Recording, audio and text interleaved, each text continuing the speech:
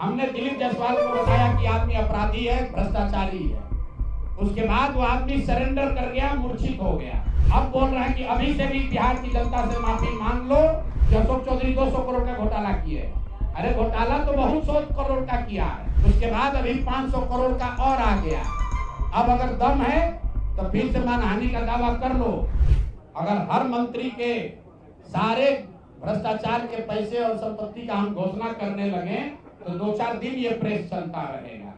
हमने दिलीप जायसवाल को बताया कि आदमी अपराधी है, भ्रष्टाचारी है। उसके बाद वो आदमी सरेंडर कर गया, मूर्छित हो गया। बिहार की जनता ने मान लिया भाई ये गलती मान रहा है, तो उसको हमने छोड़ दिया। छोड़ा सिर्फ नवंबर तक है। कल जब व्यवस्था बनेगी तो उन पर ट्रायल चलेगा, कॉलेज वापस लिया जाएगा और उन्होंने जो गलती की है उस पर सजा होगी। सुनिए एक मिनट। अब अशोक चौधरी पर कहा गया 200 करोड़ की बेनामी संपत्ति का। अशोक चौधरी का 200 करोड़ रुपया थोड़ी ना है, वो तो सैकड़ों करोड़ रुपया और कमाए हैं। 200 करोड़ रुपए 50 करोड़ की पेपर हम लोगों ने जारी कर दिया। अब बोल रहा है कि अभी से भी बिहार की जनता से माफी मांग लो। पूरा ये जो कानूनी दाव पेच का ढोंग रचे हो वापस, अभी आज कैमरे पर बोले हैं ना, लिखित में 7 दिन के अंदर अगर मानहानि का दावा, क्योंकि मानहानि के दावा से नहीं डर रहे हैं, ये जनता को भ्रमित करने के लिए कह रहे हैं कि हम मानहानि का दावा किए हैं। अगर आधिकारिक तौर पर ये मानहानि का दावा वापस नहीं लेकर चुप नहीं होते हैं, अगर ये माफी नहीं मांगते हैं, तो इन पर अगला किस्त 500 करोड़ की संपत्ति का जारी करेगा। और फिर भी ये भी बता रहे हैं वो 500 भी पूरा नहीं होगा, क्योंकि हमारे पास कोई इन्वेस्टिगेटिंग एजेंसी थोड़े ना है कि हम बता दें कितना पैसा लिया। जितना आया है उतना जारी कर रहे हैं। इसका मतलब हम 200 कर रहे हैं, इसका मतलब ये मत समझिए कि अशोक चौधरी 200 करोड़ का घोटाला किए। अरे घोटाला तो बहुत 100 करोड़ का किया है। 200 करोड़ का पेपर आ गया, उसके बाद अभी 500 करोड़ का और आ गया है। अब अगर दम है तो फिर से मानहानि का दावा कर लो। आपको बता रहे 7 दिन के अंदर जो दावा किए हैं उस पर भी अगर पीछे नहीं हटे तो ये 500 करोड़ का जारी होगा। अब ये कौन होगा जब जारी करेंगे, देखिएगा कि उज्जैन है कि इंदौर है कि सुनिए, अब सुनना चाहते हैं तो मुक्तेश्वर है कि पटना है, वो सुन रहे होंगे, उनको दिख रहा होगा कि हम कहां से बोल रहे हैं। रांची है कि दिल्ली है कि मुक्तेश्वर धाम है कि पटना बाईपास है, वो सारी जमीन का कागज जारी कर देंगे। आज किसको बोले हैं कि हम कानूनी चीज से बंद कर रहे हैं? किसको बोले हैं?